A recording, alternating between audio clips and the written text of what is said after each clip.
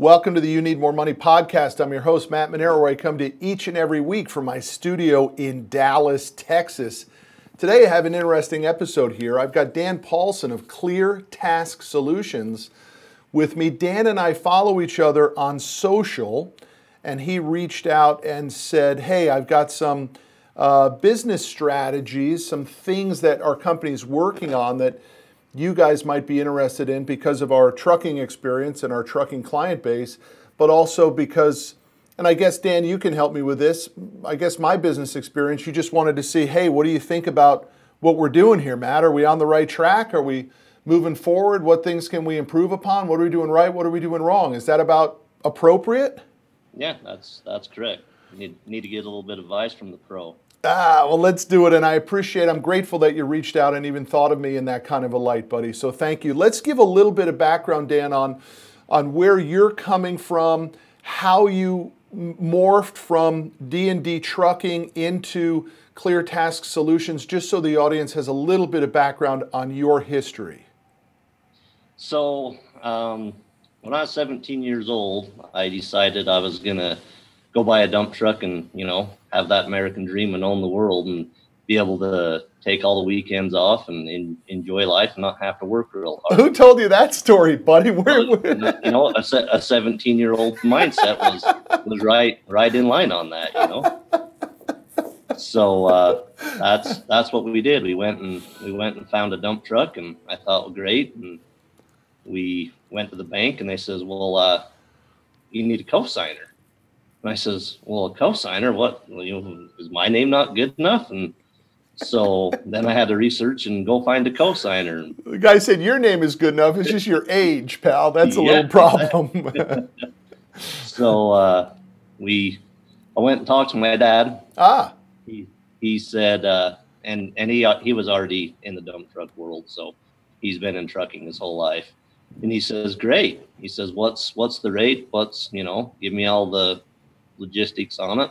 So I told him how much my payments would be, how long. And he says, okay, I'll loan you the money, but you're going to pay me. He says, I might as well make some money off you versus the bank. And so away we went. Thing I found out real fast is my dream of having the weekends off and only working when I want was my friends were doing all that while I was working every weekend and never having any time off because I had a payment that I had to make and I had repairs I had to do and I had customers I had to keep satisfied. So what year model was the dump truck? I did that in 1993 and it was a 1970 Kenworth. Oh, no kidding. Yeah, still own it today. Oh, really? Yep. How many miles on it did it have? Oh, a lot? Who knows? A lot. Wow. So at that time, what gave you the idea that owning a dump truck was a business that you had aptitude or ability to understand and execute on? Mainly my dad's been in trucking his whole life.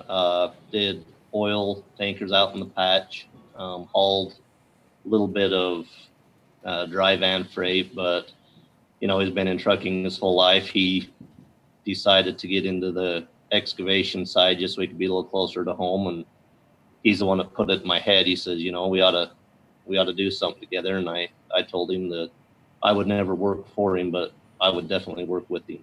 Now, what started that? Dan, what made you think you did not want to work with your dad? Was it a little bit of a, what was he just too hard driving? What was your reasoning for knowing that you may not want to work with him?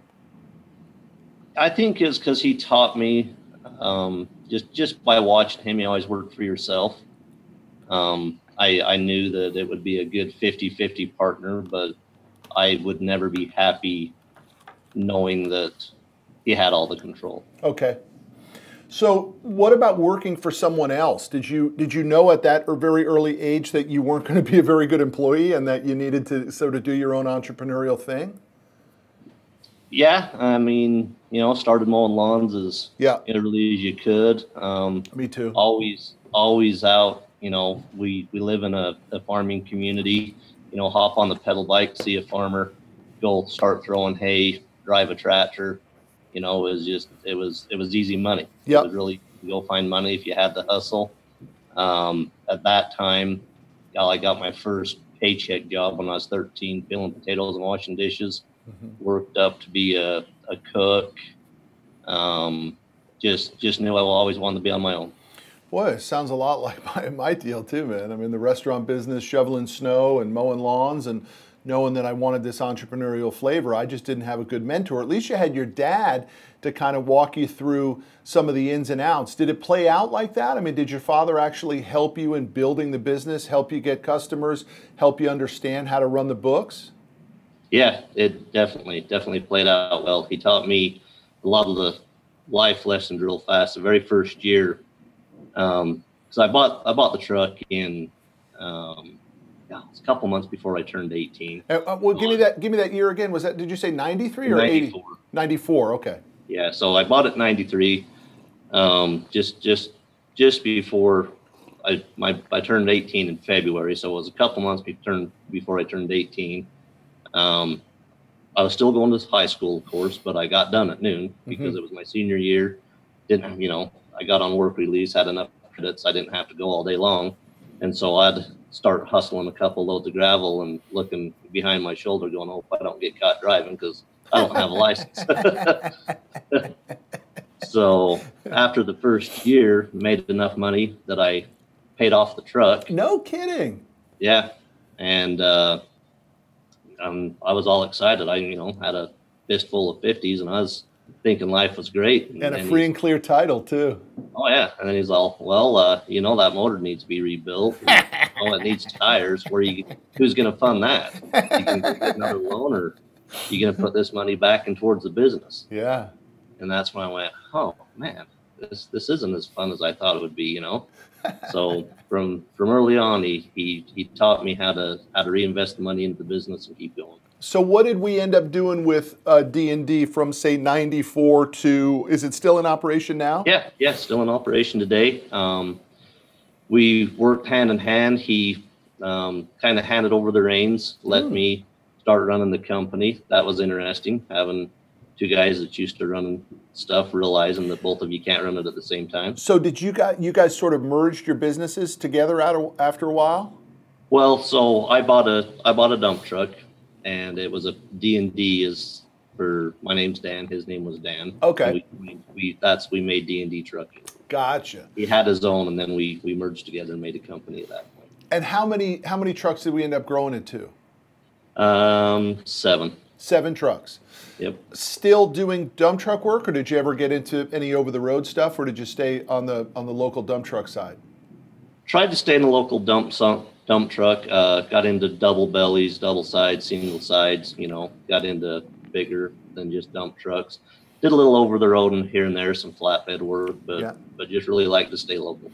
And who was the customer typically when you were as D&D? Who is it? Is it road work? Is it construction? Is it agriculture? Who is it? New construction, new developments are our niche where we really like to get into. With the dump trucks, you get into digging some houses and doing stuff like that, but mainly new development coming in, doing the sewers, the mains, the roads. A little bit more of production work than just a couple loads here and there. That's kind of what we specialize in. And so were you guys the sub to the GC, to the general contractor? Okay. Correct. So you were working relationships of general contractors who trusted you and your dad, knew that you guys did good work, knew you'd show up on time, you wouldn't overpromise, underdeliver, all that sort of stuff. Is that really how the customer base and those relationships were developed? Yep, correct. Got it. So now you see the problem that exists in transportation, which is this constant communication breakdown between the company and the driver. Correct me if I'm wrong, I don't want to put words in your mouth, but I loved your Facebook video, and if anybody wants to go to Clear Task Solutions on Facebook, you'll see this fantastic video of which a supposed company owner is playing golf. He's putting on the golf course, and his phone's ringing like crazy. And it's a fantastic video, by the way. I mean, where did you come up with the illustration or the company to do that? Because it was really well done.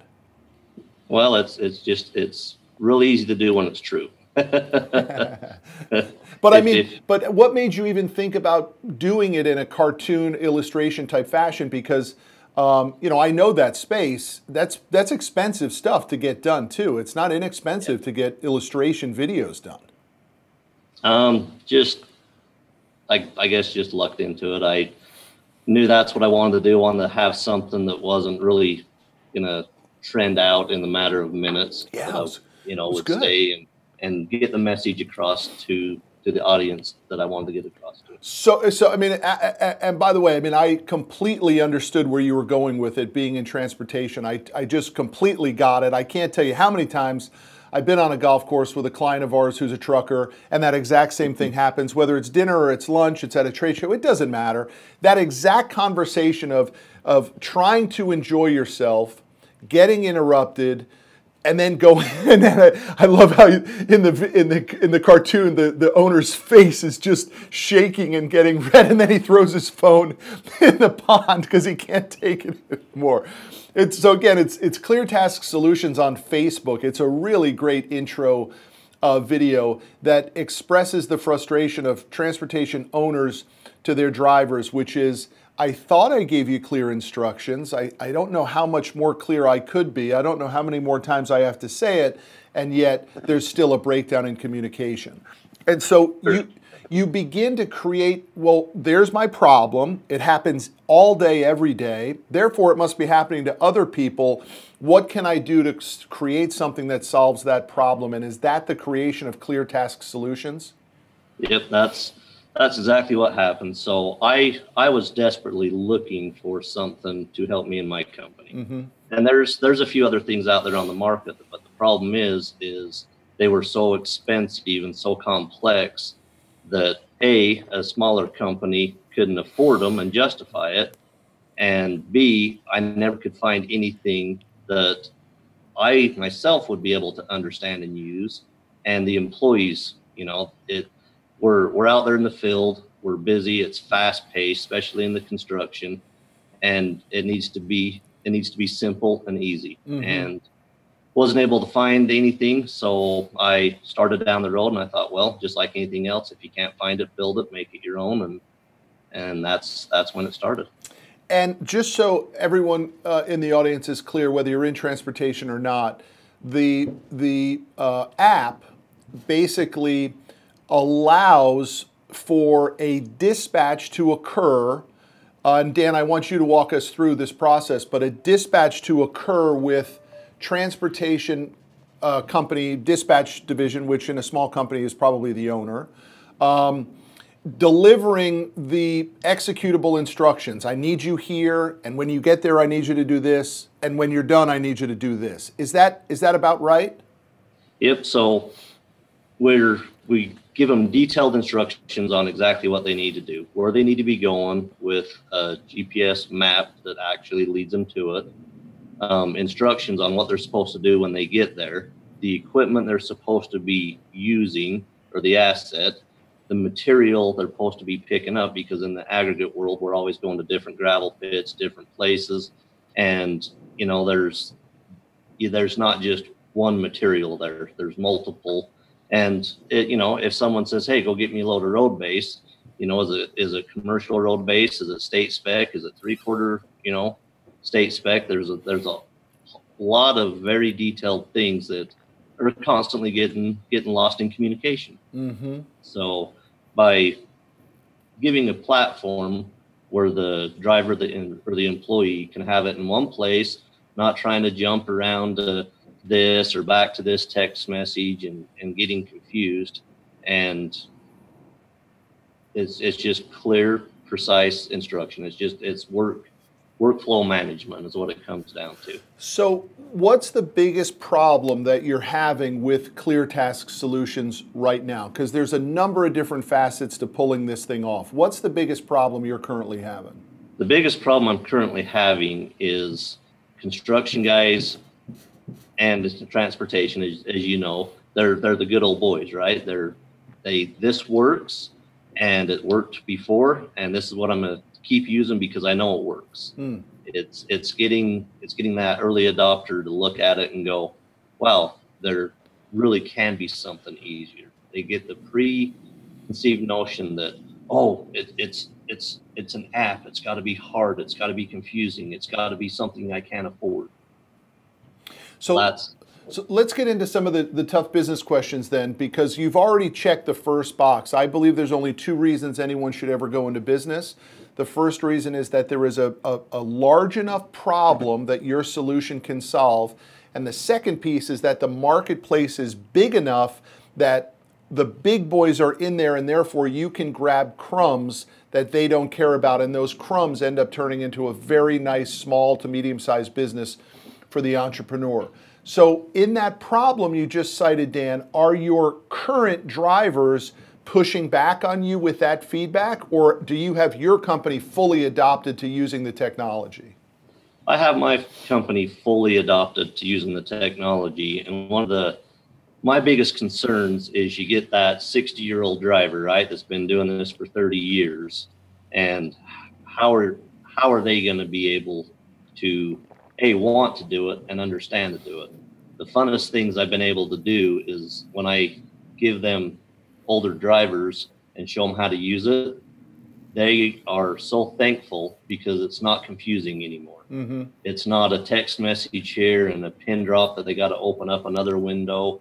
It's everything's in one place, and it's simple. It flows nice. So once they start to use it and see how nice it is, because here's the thing, any employee just wants to do their job.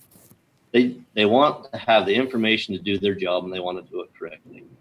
And when you're out there and there's a change and you can't get a hold of your foreman or your boss, then you're sitting there and then you're getting yelled at when they don't have the instructions.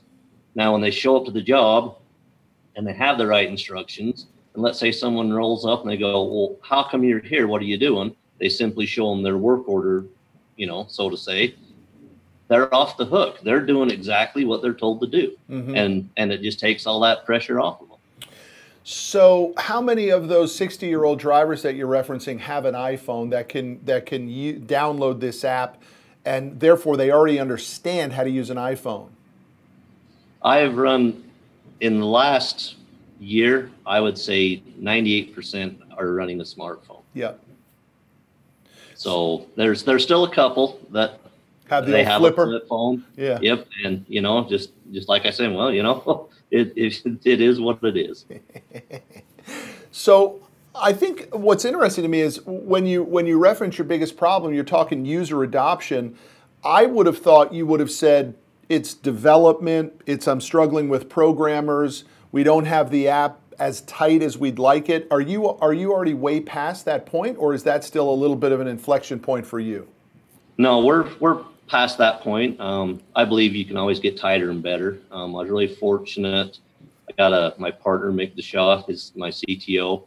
He's a coder. He runs his own company before this and was able to get in. We had a tight in-house team, and for the last 2 years, we've been running this through the loops, making sure it works. Find a problem, run it through again. And D&D is the test. D&D is the guinea pig for it. Correct. D&D and a handful of other companies that use it every day. We've got over 15,000 tasks dispatched. Huh. Got anything from a 2-man crew to 40-man crew running it. So, how much you got invested in ClearTask so far? Oh, a lot. A lot. Yeah, no, I know. That's what I'm getting at. It's a lot. But let's define a lot. Is it tens of thousands or is it hundreds of thousands? It's hundreds of thousands. It is. I know. Oh, yeah.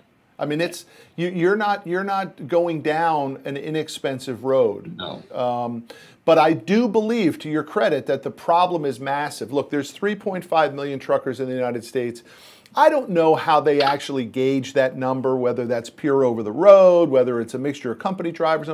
I don't know, but what I'm telling you is you already know it's a big problem in transportation. This constant issuing instructions, them being misheard, another phone call, confusion on the job site, confusion from the customer.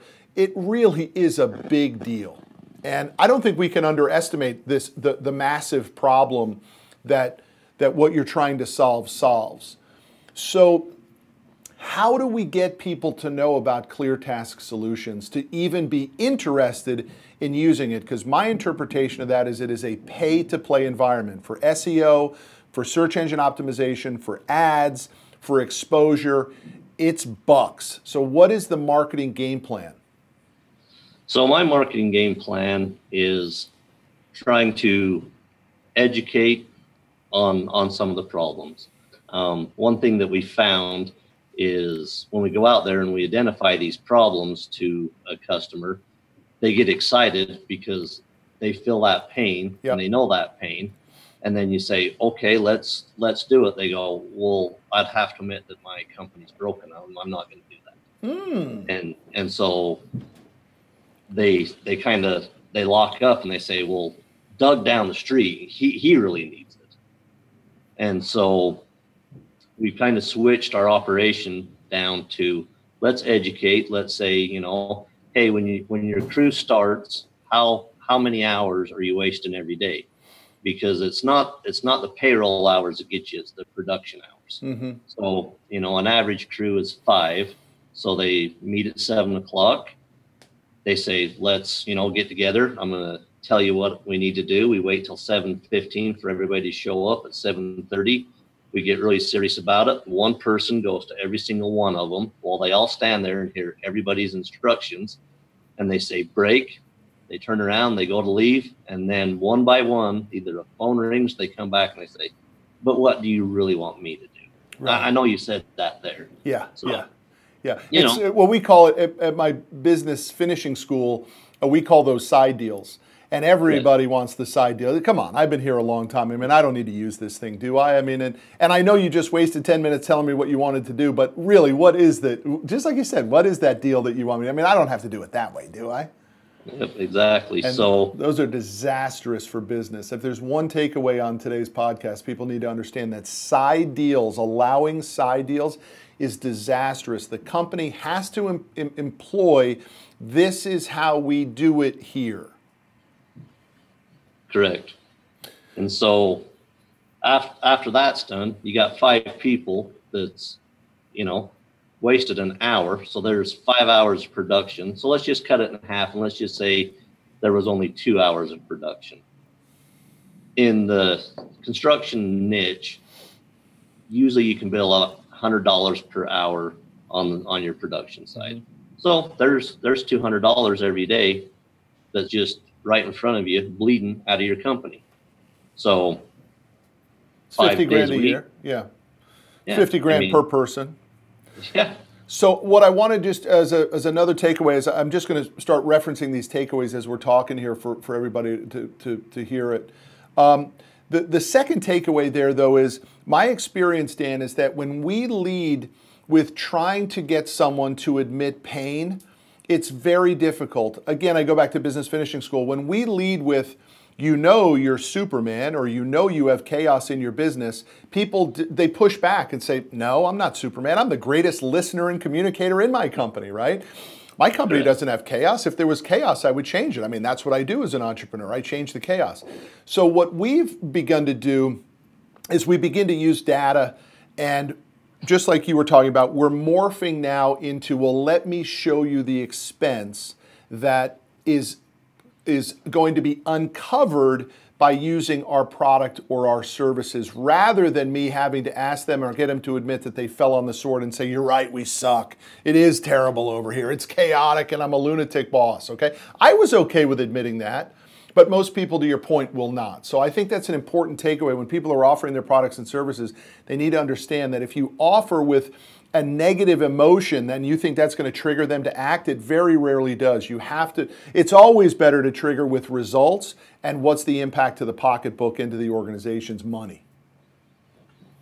Yep. And to go back, so if they show up at 7 o'clock and they look at their smartphone and they've got detailed instructions, what they're supposed to be doing, what they're supposed to be using, where they're supposed to be going, and who they're supposed to be doing it with, now there's no more room for that side deal, right? You took that side deal off the table. So it's you can't argue when it's on your phone. You go, okay, this is what I need to do. This is what I'm doing. And instead of having the time to try to negotiate a side deal, they now go to work and can start their day. But Dan, what about whose job is it to put the task into Clear Task Solutions? Because don't some of your dispatchers say, well, I could just send him an email or I could just send him a text. Why do I have to use your technology to do something that I kind of do pretty well? 80% of the time it works when I just send him an email telling him what tomorrow looks like. And that's why it works so good, because they're already doing it anyway. So you want to do it in one platform, in one place where you can, it's not congested by, oh, where did that email go or what was connected to it. It actually has a place for the work, and then you can track, you can see what time they accepted the job. So one of the biggest things with the text, right? How many times have you done this? You send a text, hey, did you get my text? Or you call someone, hey, did you get my voicemail? And as you're leaving them another voicemail. And as a dispatcher, you're always sitting there wondering, do my guys know what they need to do? Yeah. Once you know you got a name of paper wrote down and you're clicking them off one by one. Okay, he said yes. He said yes. This person said no. So by using CTS, it has a platform. You can see what time they accepted the job, so you know they've done it. When they show up to work, you can see what time they clocked in, so you know, hey, they're out in the yard, they're doing their pre-trip, or they're on the job site getting the loader ready, getting the track hoe ready. And then when they start the job, you can see what time they started. So you, as a dispatcher or owner of the company, you can actually start to do the things that need to make you money, right? You don't make money watching your guys do what they're supposed to be doing. So now that frees up your time to actually start running your day. So Dan, I don't want to get off the marketing plan just yet, but I do want to ask one more question about the technology. If it is a standard customer that you do standard stuff, so you go to the gravel yard, you're going to pick up 5 yards of this type of stone, which is something that you've done, every day for the last 2 weeks for this job. Do we have the ability to have drop downs that say, this is the task, or is each task individually identified each time, even though it might be repetitive? So if it's repetitive and you know it's there, you just simply hit clone. And it's all your information's there. Okay, got it.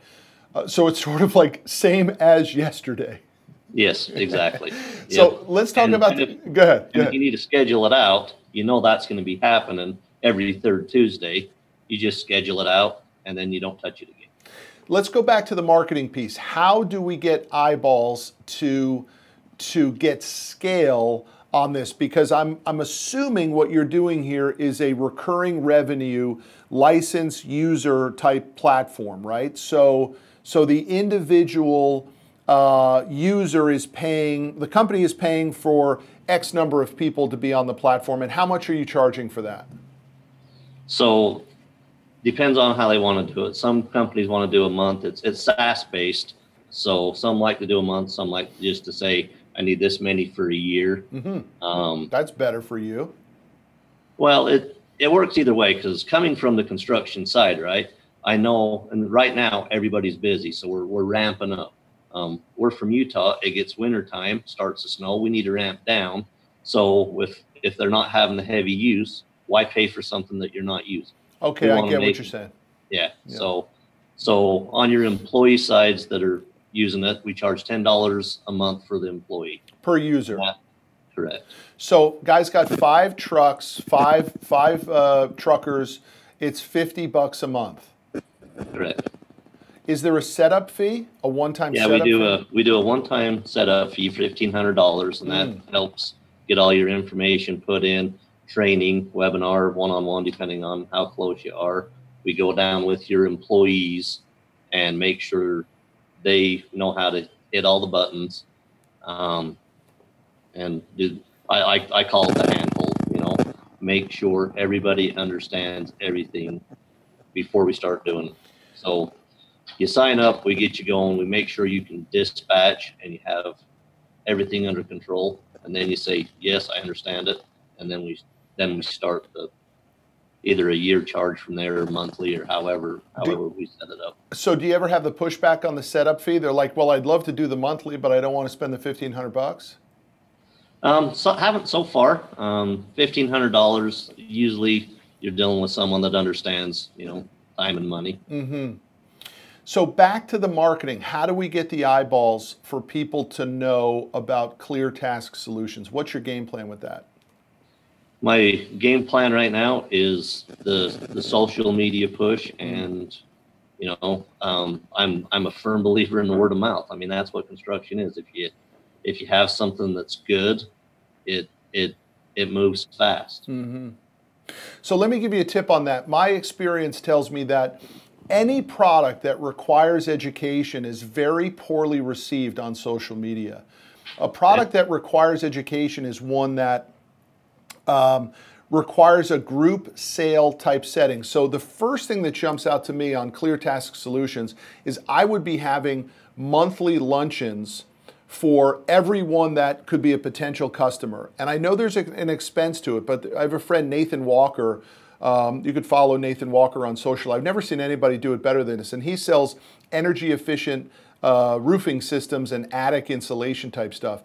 And they have it down to a science of how they do it. And so they rent out the same type of steakhouse, not the same steakhouse, but the same type. It's very important because he says that if you rent out a cheap steakhouse, you get cheap customers.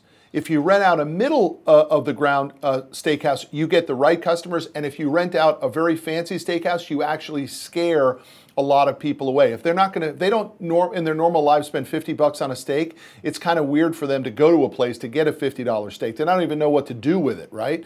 So they rent middle of the road, nice, clean steakhouses in various towns, and they invite through direct mail the ideal customer to come in and get lunch for free. They eat for an hour, they get pitched for a half an hour, and that becomes their lead gen. I see a very similar thing working for you in Utah with your network, your dad's network, the ability to get these people to come and you can kill multiple birds with one stone. I get that it's going to cost you a couple $100 to throw the event, but think of the conversion on it. I mean, if you just bumped up your setup fee from $1,500 to $1,750, it just covered all of that marketing expense.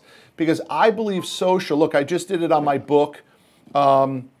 We spent a lot of money, 6 figures in marketing my book on social exclusively. It was a poor allocation of our budget. We should not have done that. It did not convert to enough book sales. So I'm not a huge social guy for your type of product because of the adoption, the education piece of it. This to me is Dan in front of a group who is a master at it, selling it to 20 of your closest friends who then refer a friend and refer a friend and refer a friend. And before you know it, you're getting 1,000 people a year in front of you that you're buying a lunch for, and you're getting 30% of those people to sign on board. You're picking up 300. You may have to bump that up. I don't know what your desired user is. We should talk about that, what your desired revenue gen is. What do you think about that marketing idea versus what you're currently doing? I've talked to a lot of people. No one's never brought that in front of me, to be honest with you. Yeah. I talked to a lot of people. Yeah, that to me is the way this product gets sold because of the educational piece. It's got to be done.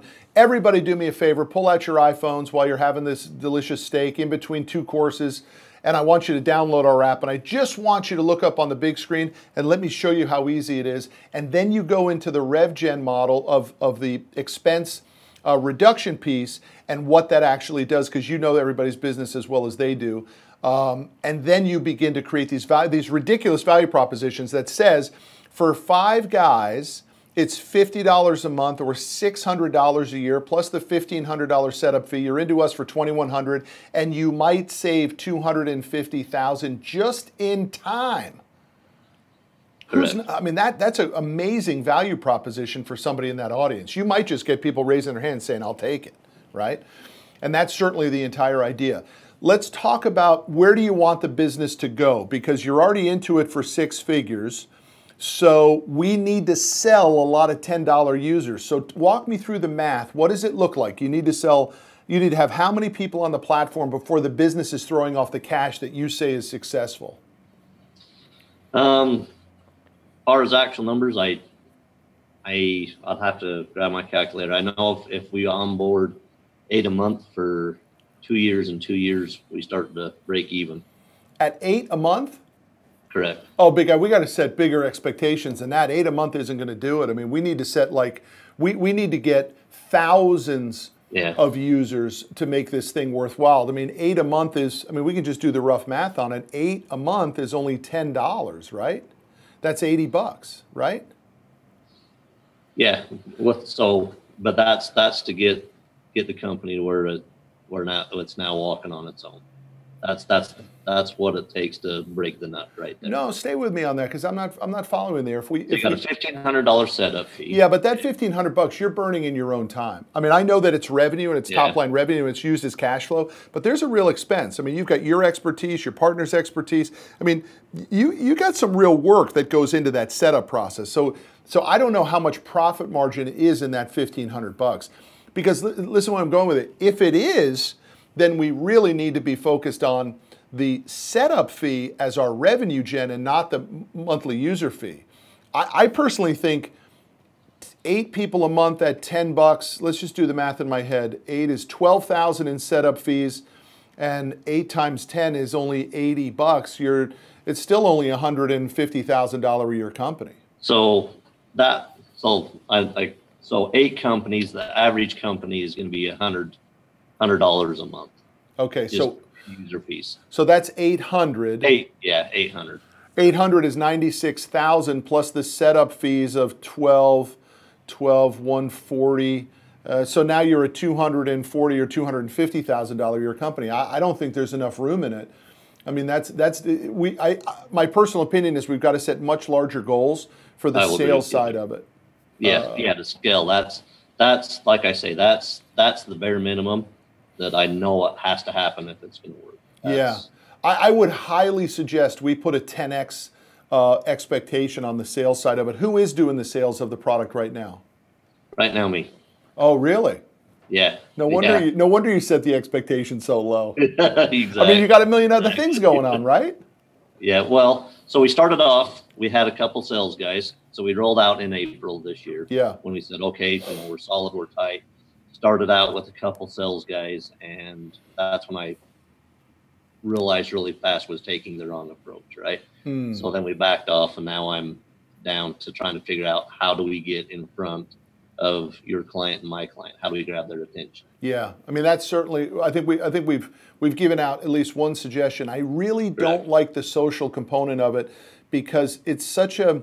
It's really very similar to the business finishing school where we started to lead with pain and it didn't really work for us. And when we switched and we started to lead with results generated from attending our event and buying our online program, we really began to see the needle move. And I think that's the beautiful part of what you're able to do, unless you begin to change your advertising. So let's just look at it because I got my phone out here. Your website is not as good as your Facebook page, and I don't want to be negative. No, 100%.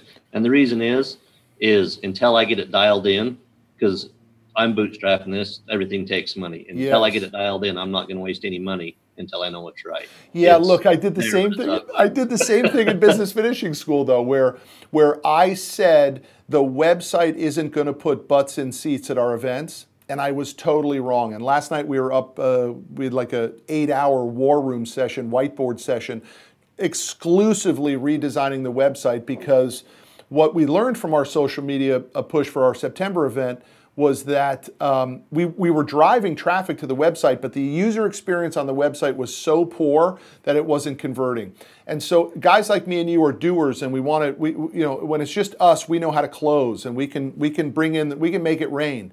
But unfortunately, the web piece is very important. So we've got to dumb down the website a little bit and connect, just from a suggestion here, connect symbiotic branding between all the platforms. The Facebook page with that video, to anyone in transportation, they get it instantaneously. But guess what? That video doesn't live on the website.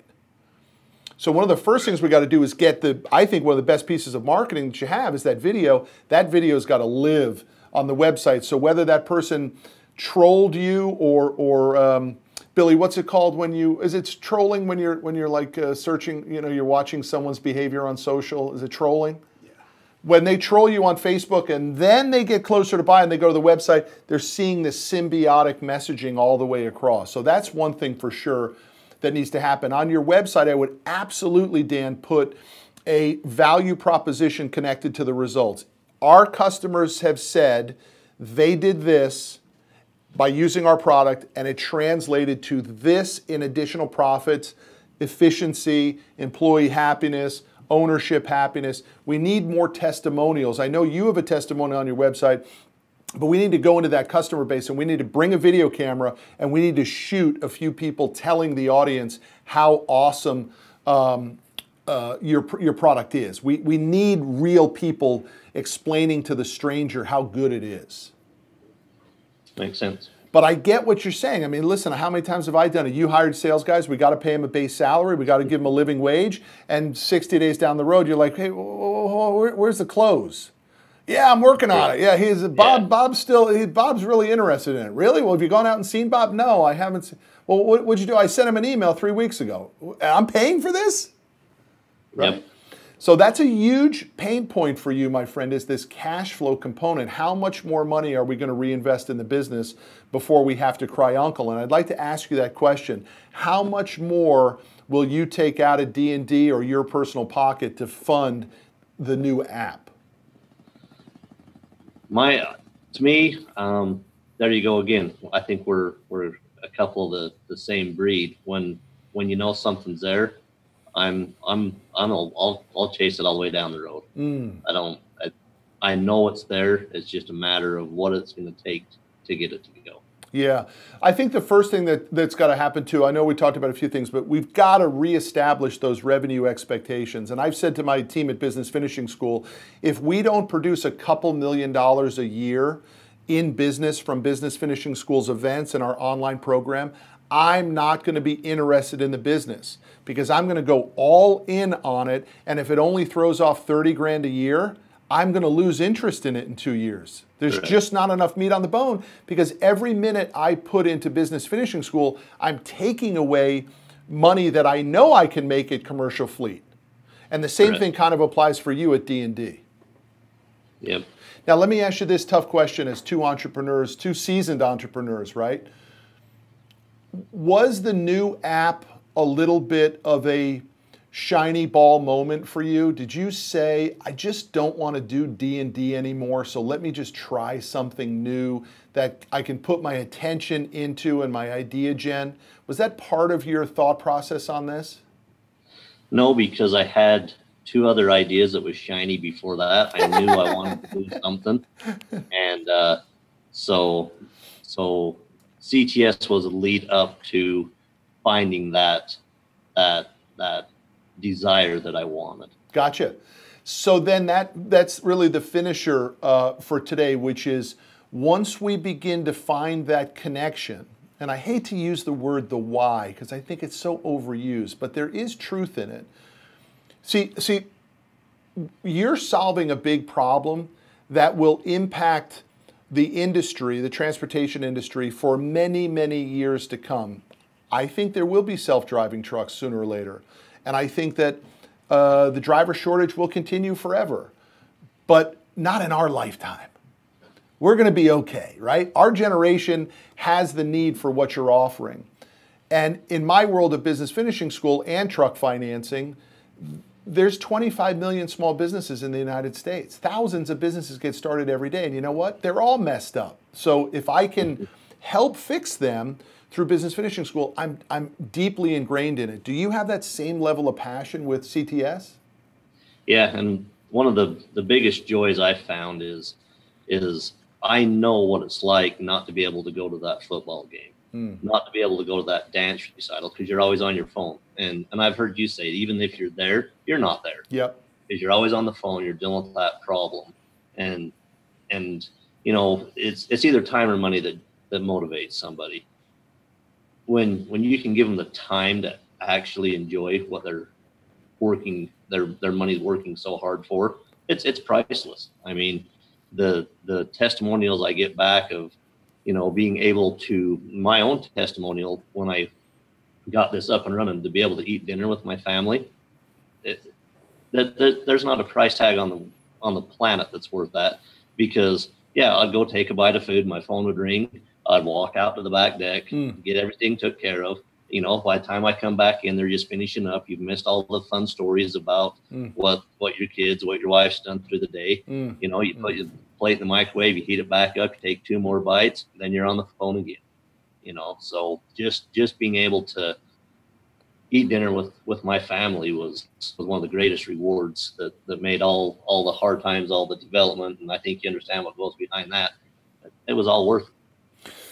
Boy, man, that just I mean, that's the storyline of the new business right there, buddy. I mean, you know, I've said that story countless times. I've gone through the self-actualization to go there with my own existence, with my family, but hearing you tell it, it brings it all back to me.